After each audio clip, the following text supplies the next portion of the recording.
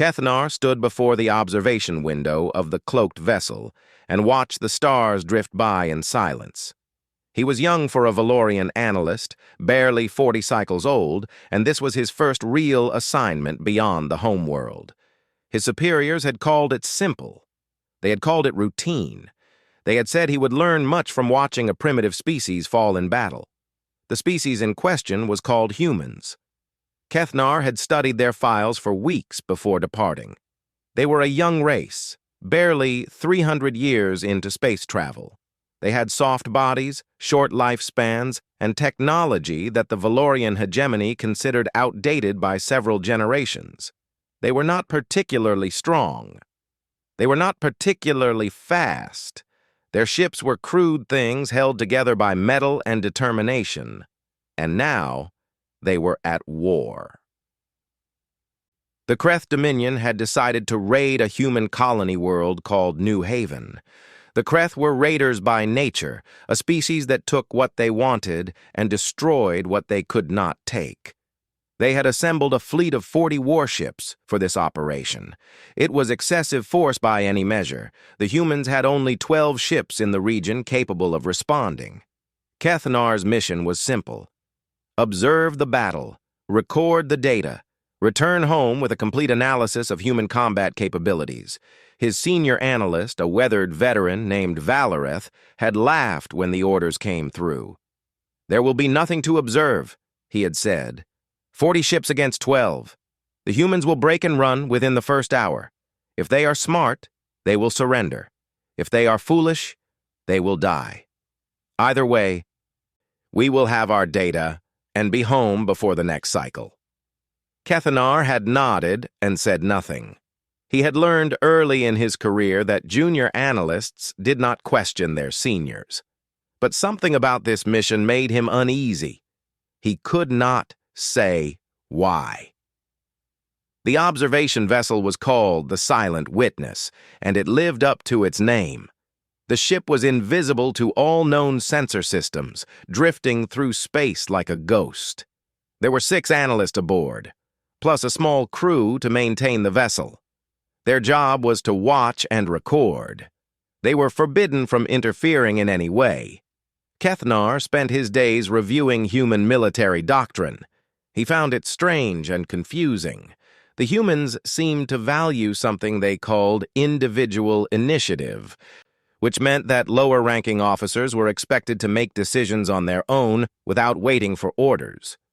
This seemed chaotic and dangerous to Kethnar. In Valorian military tradition, orders flowed from the top down, and obedience was absolute. The humans also had a concept they called acceptable losses. Kethnar's translation device struggled with this phrase. It seemed to mean that the humans expected some of their own people to die in battle and had already decided which deaths they could tolerate. This was disturbing. Valorian doctrine focused on minimizing casualties at all costs. War was a calculation, a balance of resources and outcomes. Death was waste, and waste was failure. But the humans seemed to see it differently. They wrote about sacrifice in their historical texts. They celebrated those who died for their people. They built monuments to the fallen and told stories about last stands and desperate charges. Kethnar did not understand this. He filed it away as the confused philosophy of a young species that had not yet learned the true nature of war. The human fleet arrived in the New Haven system 3 days before the expected Kreth attack. Kethnar watched their ships take up positions between the colony world and the most likely approach vectors. There were 12 vessels in total. The flagship was called the Steadfast, a heavy cruiser that looked old and battered even by human standards. It was commanded by a human male named Jack Reyes. Kethnar pulled up the commander's file. Reyes was 52 years old, which was considered late middle age for humans. He had served in the human fleet for 30 years. He had fought in border skirmishes and pirate actions and small conflicts that barely registered in galactic records. He had never faced anything like a full Kreth raiding fleet. None of the humans had. On the second day, Keth Nar intercepted a communication from the Steadfast to the colony below. It was Commander Reyes speaking to the planetary governor. "We know what's coming," Reyes said. His voice was calm and steady. 40 ships. Maybe more. I won't lie to you. The math isn't in our favor." There was a pause. Keth Nar could hear the fear in the governor's response, though the words were too distorted to make out clearly. "I understand," Reyes continued. "But I need you to understand something too. We're not leaving. Every ship I have is staying right here between you and them. We're going to buy you time. We're going to make them bleed for every kilometer they advance. And when it's over, one way or another, they're going to remember that they came to New Haven and found something they didn't expect." The transmission ended. Keth Nar sat in silence for a long moment, trying to process what he had heard. The humans knew they were outmatched. They knew the numbers were against them. And yet, they were not running. They were not negotiating. They were preparing to fight a battle they could not win. Valareth appeared at Keth Nar's station and glanced at the transmission log. "Brave words," he said with a dismissive gesture. "All primitive species make such speeches before they are crushed. It means nothing. When the Kreth arrive, the humans will see the size of the fleet and their courage will fail. They always do." Keth Nar nodded, but he was not so certain. That night he reviewed more human history. He found records of a battle called Thermopylae, where 300 warriors had held a mountain pass against an army of thousands. He found stories of a place called the Alamo, where a small group of defenders had fought to the last against overwhelming odds. He found accounts of a city called Stalingrad, where humans had fought building by building, room by room, dying by the millions rather than surrender. He began to notice a pattern. Humans did not seem to calculate war the way Valorians did. They did not weigh lives against outcomes and choose the most efficient path. They fought for reasons that went beyond logic. They fought for pride, for honor, for something they called spite.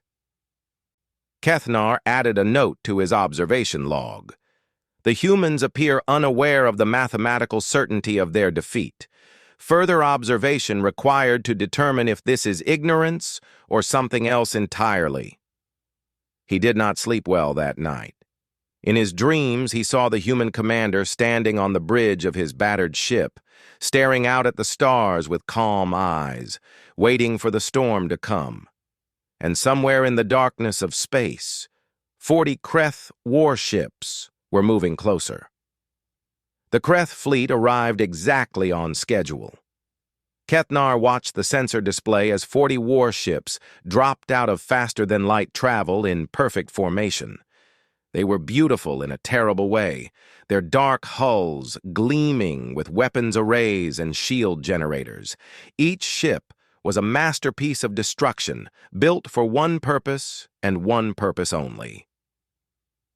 The bridge of the Silent Witness fell quiet as the analysts gathered around the main display.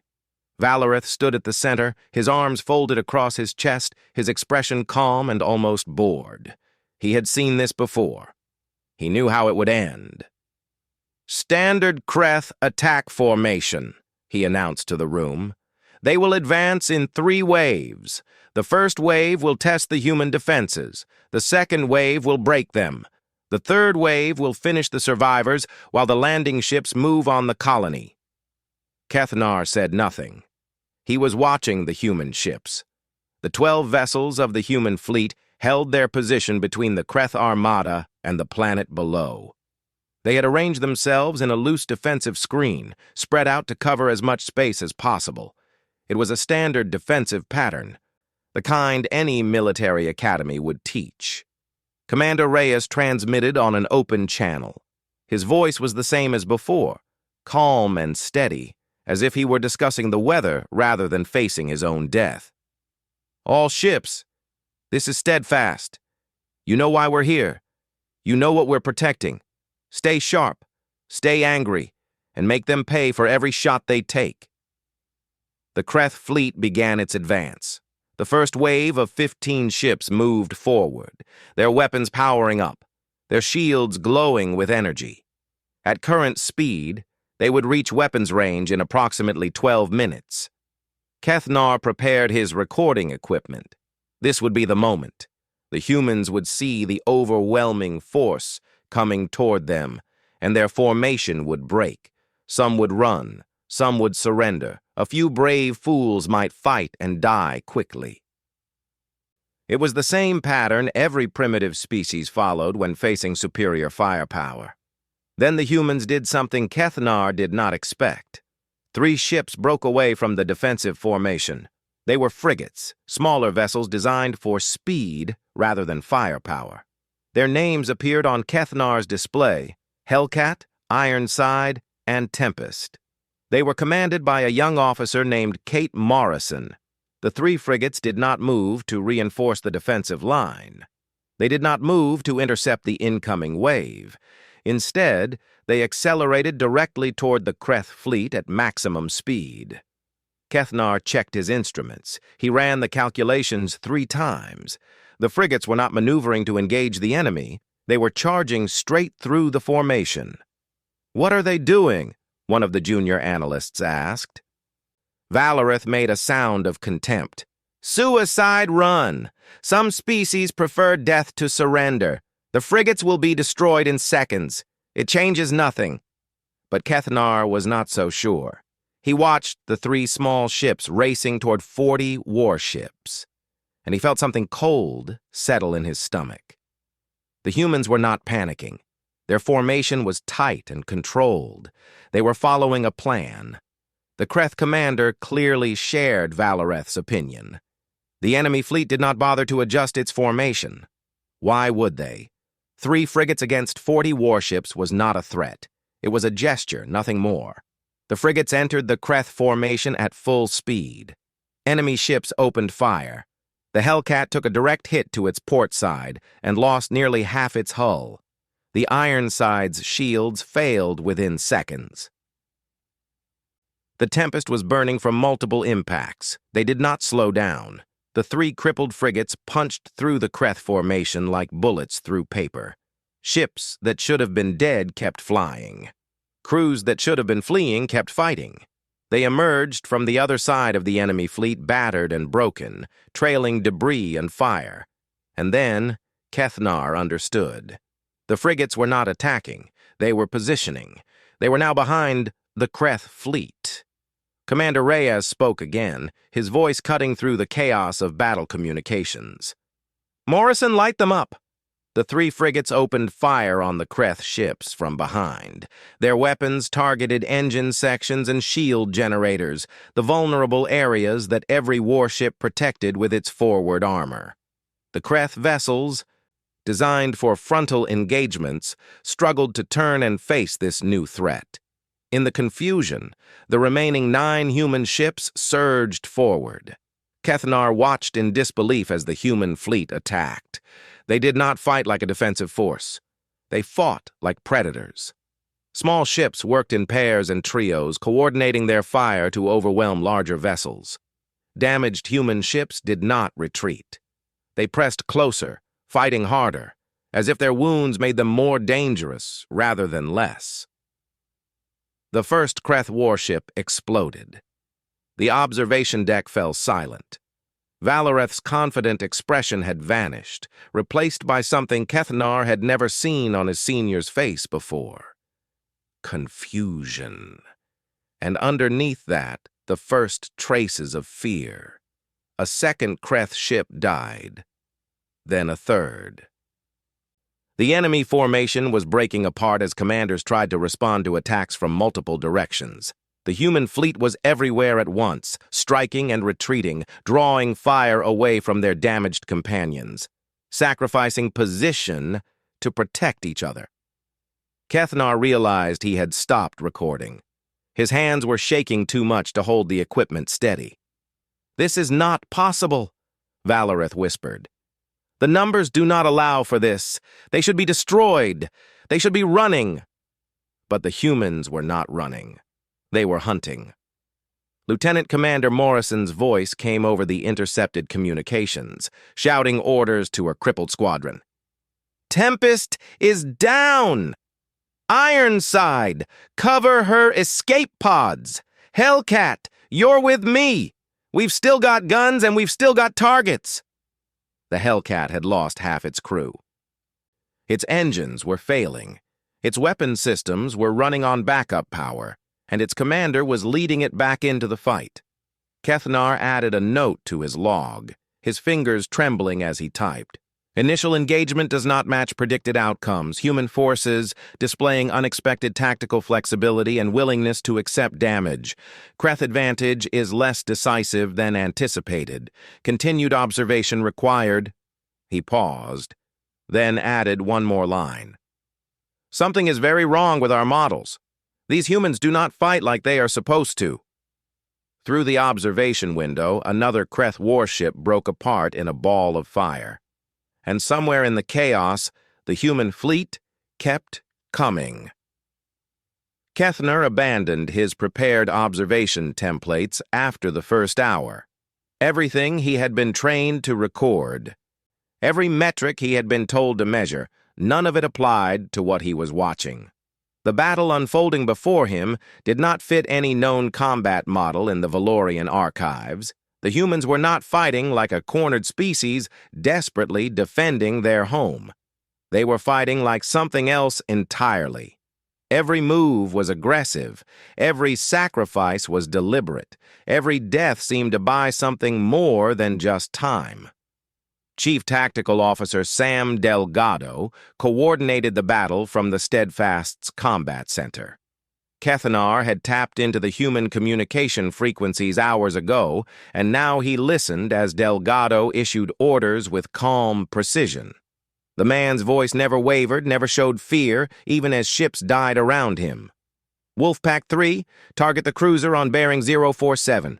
Wolfpack 1, draw fire from the carrier group. Everyone else, keep moving. Dead ships don't shoot back." The humans called their tactics wolfpack formations, small groups of ships working together to isolate and destroy larger vessels. It was crude compared to Valorian military doctrine, which emphasized overwhelming force and mathematical precision. But it was effective, terrifyingly effective. A human destroyer named Viper found itself cut off from the main fleet, surrounded by 3 Kreth cruisers. The ship's captain was a young woman named Linda Hayes. Her vessel was outgunned and outmaneuvered. By every calculation, she should have surrendered or retreated. Instead, she ordered her ship to ram. The Viper accelerated directly into the nearest Kreth cruiser, striking the larger vessel amidships at full speed. Both ships crumpled on impact, their hulls tearing apart in a shower of metal and fire. But in the chaos of the collision, the Viper's crew did something impossible. They evacuated. Escape pods launched from the dying destroyer even as it crashed into the enemy. The pods were tiny things, barely large enough for a handful of crew each. But these pods were different. Someone had welded weapons onto them. Small guns, salvaged from damaged ships, bolted to the hulls of vessels meant only for survival. Kethnar watched the escape pods attack a Kreth warship and felt his understanding of warfare crumble. "They are insane," Valoreth said. His voice was hollow, empty of the confidence he had shown before. "No rational species fights like this. No rational species throws away lives for marginal tactical advantage." But Kethnar was beginning to understand that the humans were not throwing away lives. They were investing them. Every death bought something. Every sacrifice created an opening. The humans were trading blood for victory, one drop at a time. Lieutenant Nina Vasquez commanded a gunship on the outer edge of the battle. Her vessel had taken heavy damage early in the fighting. Half her crew was dead. Her engines were failing. A rescue shuttle from the Steadfast moved to extract her and the survivors. Vasquez refused. "Negative on extraction," Her voice crackled over the communications channel. "Still got guns. Still got a job to do. Vasquez out." She turned her crippled ship back toward the enemy. Her weapons were barely functional, firing in stuttered bursts rather than the steady streams they were designed for. Her shields were gone. Her hull was open to space in 3 different sections. She destroyed 2 more Kreth vessels before her reactor finally failed. Kethnar pulled up historical human records, searching for something that would explain what he was seeing. He found wars that lasted decades. He found sieges where cities starved rather than surrender. He found battles where humans had fought to the last soldier, the last bullet, the last breath. He found a pattern. Humans did not calculate war the way other species did. They did not weigh the cost of lives against the value of objectives and choose the most efficient path. They factored in something else, something that existed beyond logic and reason.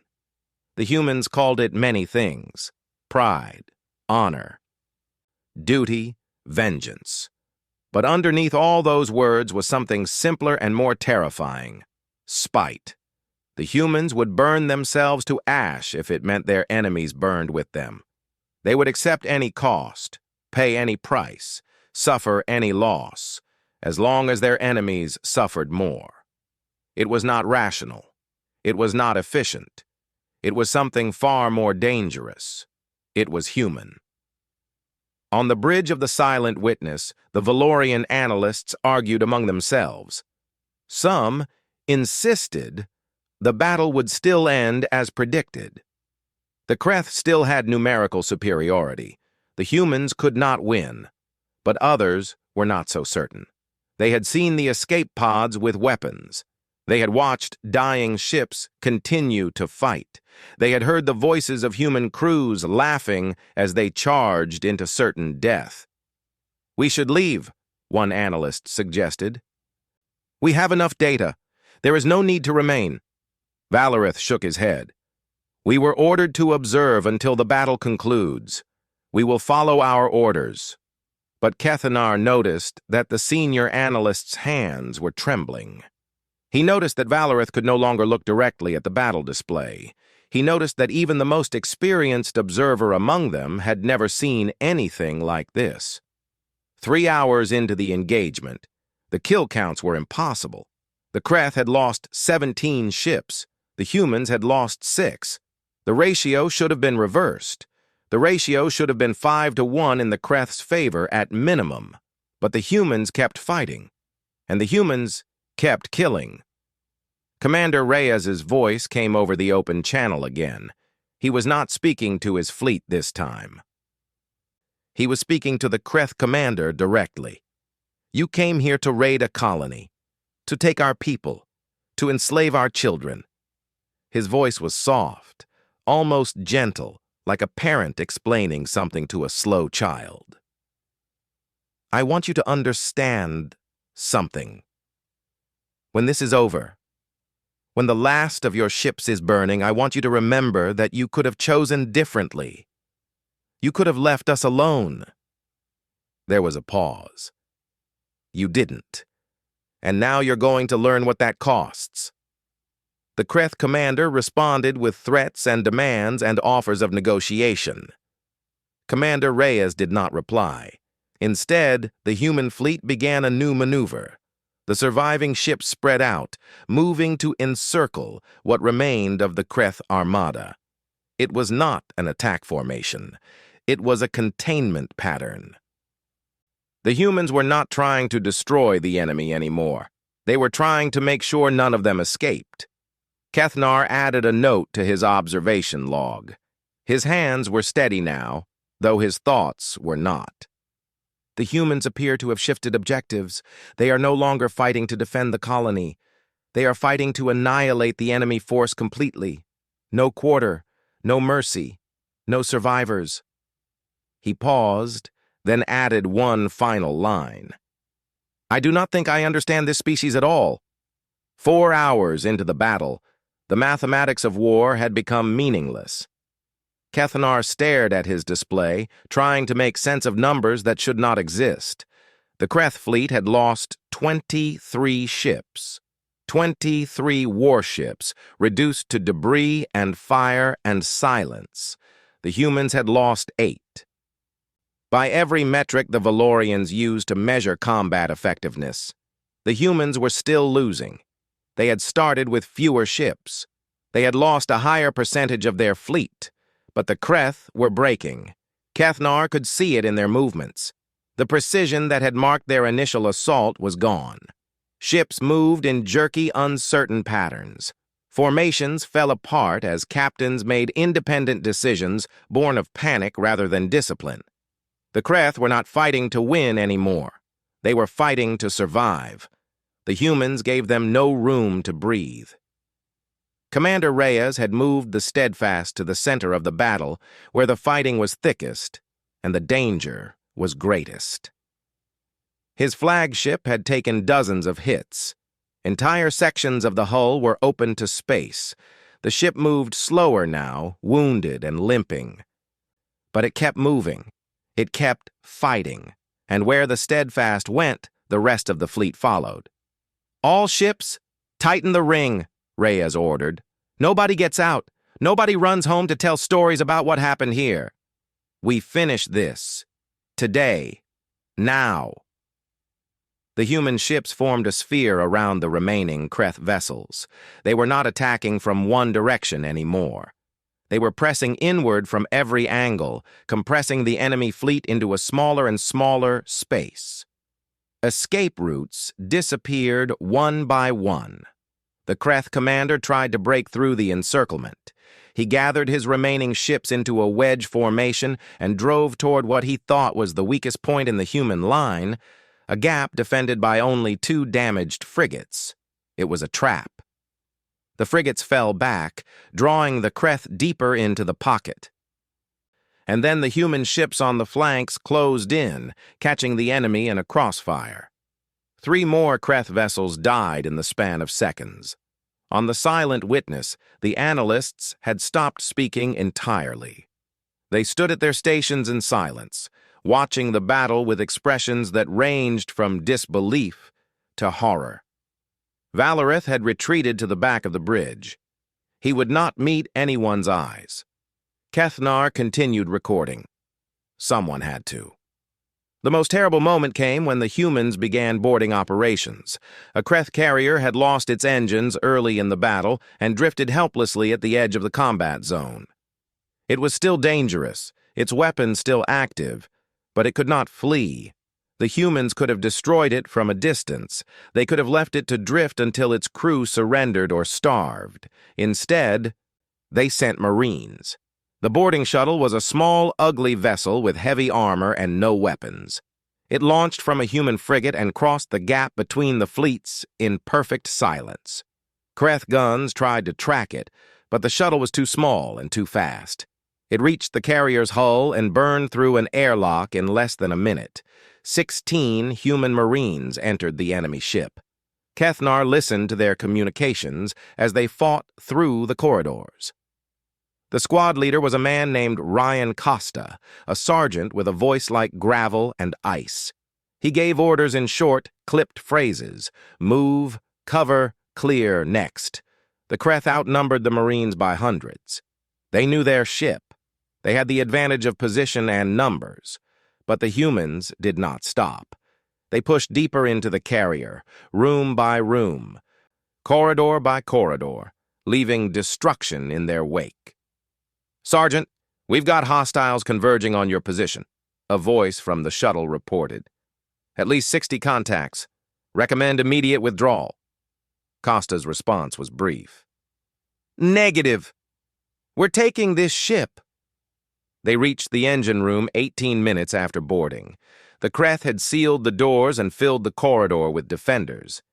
There was no way forward. The humans were trapped, outnumbered, running low on ammunition. Costa made a decision. "All units, seal suits and grab something solid. We're venting the compartment." The Marines activated their vacuum suits and magnetic boots. Then Costa opened the external doors. The atmosphere exploded outward, carrying everything that was not secured with it.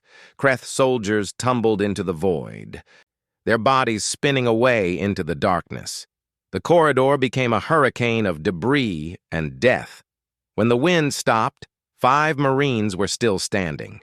They took the engine room. They took the bridge. They took the entire ship. Kethnar watched the human flag appear on the carrier's running lights and felt something he had never felt before. He did not have a word for it in his language. It was not fear, exactly. It was not awe.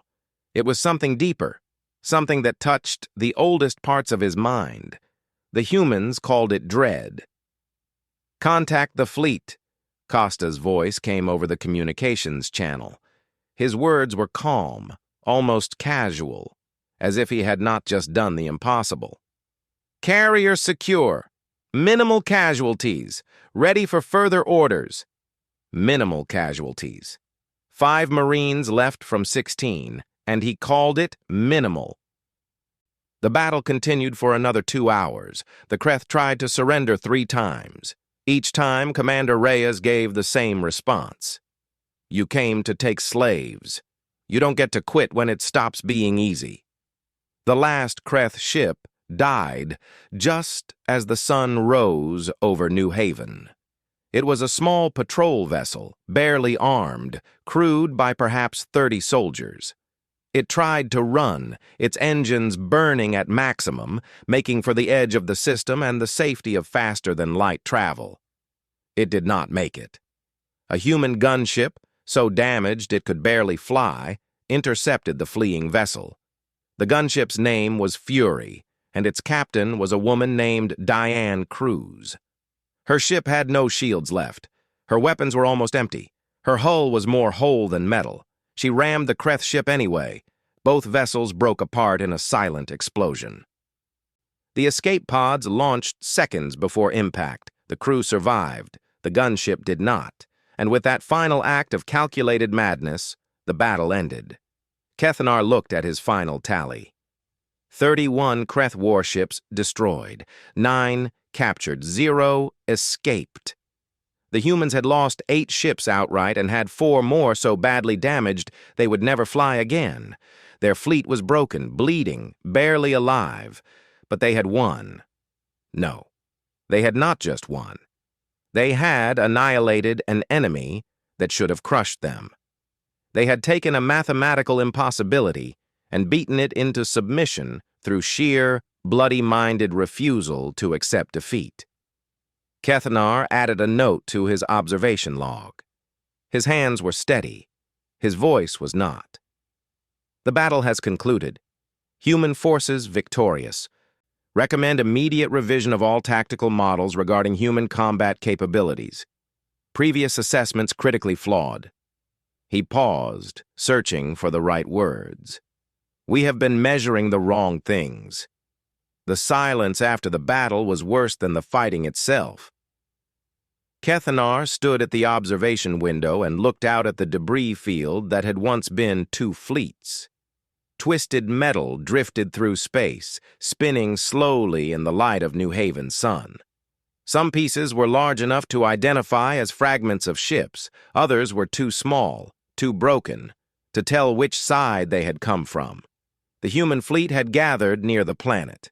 4 ships remained operational, though that word seemed generous. The Steadfast was missing nearly half its hull. 2 frigates had been welded together using salvage from destroyed vessels, creating a strange hybrid that somehow still functioned. A single destroyer limped along on one engine, its running lights flickering. But they were live. They had won.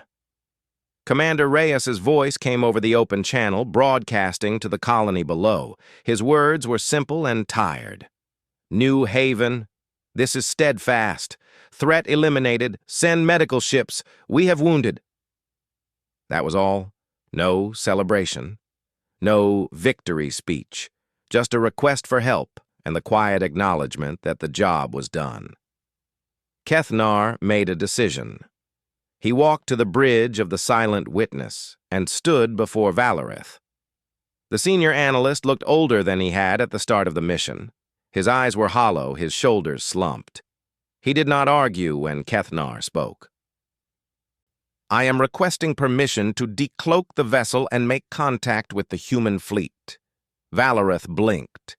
"That is a violation of our observation protocols." "I know. We are forbidden from interfering in any way. The battle is over. We would not be interfering. We would be offering assistance." Valareth was silent for a long moment. Then he nodded slowly. "Do what you must. I will take responsibility for the decision." The Silent Witness decloaked. The effect on the human fleet was immediate. Weapons powered up. Damaged ships turned to face this new threat. After hours of fighting, after losing friends and companions and pieces of themselves, the humans were still ready to fight again. Kethnar broadcast on the open channel, his voice trembling slightly. "Human vessels, this is the Valorian observation ship Silent Witness. We mean you no harm. We have been monitoring your engagement. We request permission to assist with recovery operations." There was a pause that seemed to last forever. Then Commander Reyes's voice came back, calm as ever. "Valorian vessel, this is Steadfast. Assistance accepted. We have crew in the debris field. Any help finding survivors would be appreciated." No questions about why the Valorians had been watching. No accusations about the observation mission. No demands for explanations. Just acceptance and a focus on the task at hand. Kethnar found this more unsettling than anything he had witnessed in the battle. The Silent Witness moved through the debris field slowly, its sensors scanning for life signs. They found survivors floating in damaged escape pods, clinging to wreckage, drifting in emergency suits with failing air supplies. Some were conscious, some were not.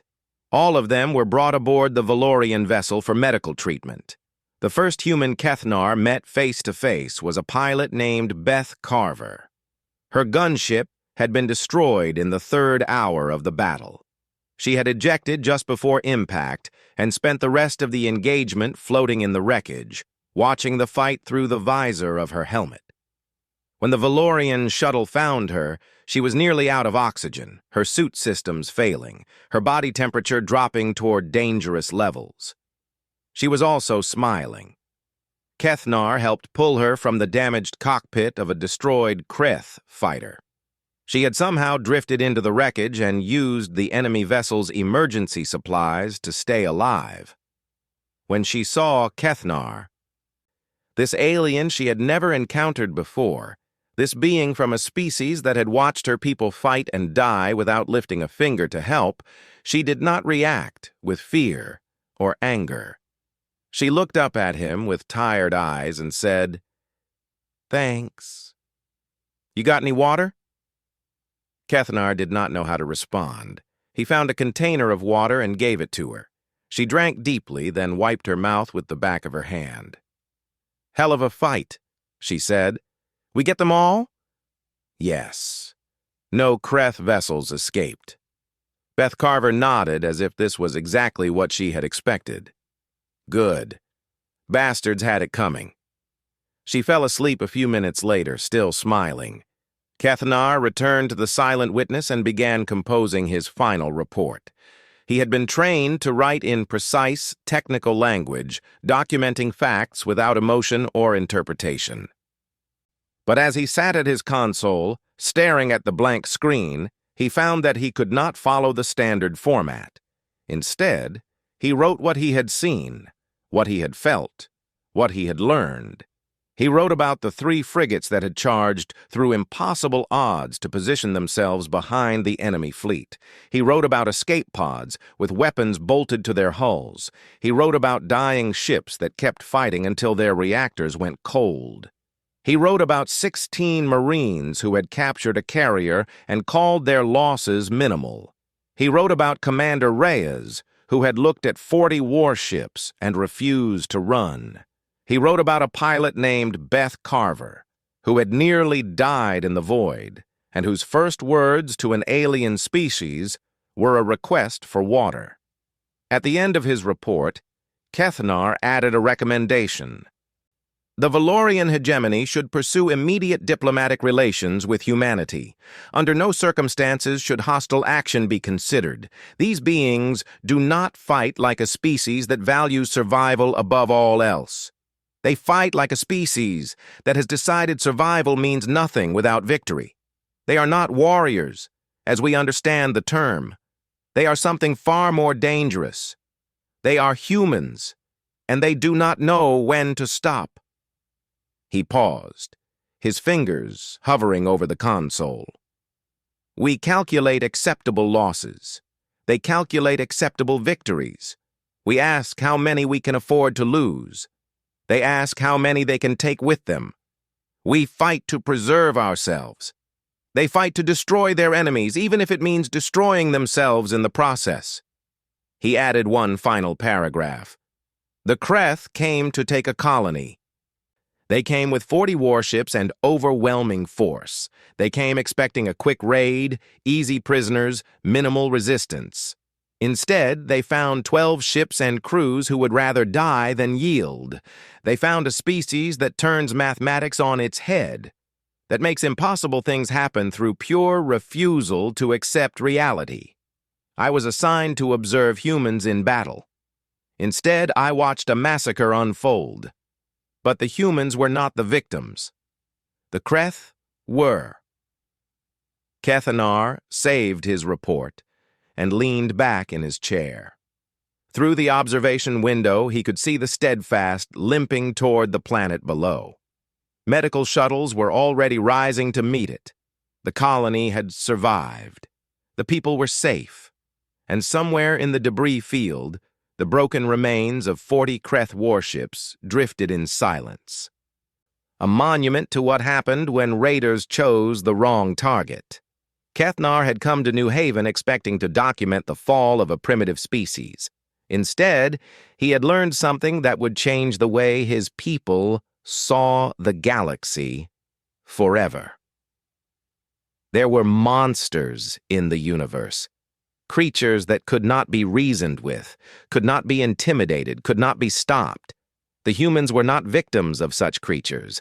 The humans were the creatures themselves. And Kethnar was very, very glad they seemed friendly. He looked out at the stars one more time, then began preparing for the long journey home. He had stories to tell, warnings to deliver, a species to introduce to his government before someone made a terrible mistake. The galaxy would need to learn what humanity was capable of, and perhaps, if they were wise, they would learn from the Kreth's example. Some worlds were not worth raiding. Some people were not worth fighting.